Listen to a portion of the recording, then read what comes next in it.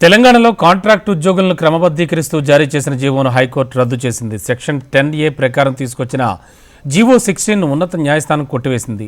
Degree, junior, polytechnical కళాశాలల్లో లెక్చరర్లను గతంలో ప్రభుత్వం క్రమబద్ధీకరించింది. నిబంధనలకు విరుద్ధంగా కాంట్రాక్ట్ ఉద్యోగులను క్రమబద్ధీకరించారని ప్రభుత్వ నిర్ణయాన్ని నిరుద్యోగులు హైకోర్టులో సవాల్ చేశారు. సుప్రీంకోర్టు తీర్పునకు ఇది విరుద్ధమని పిటిషనర్ల తరపు న్యాయవాదులు కోర్టుకు వివరించారు.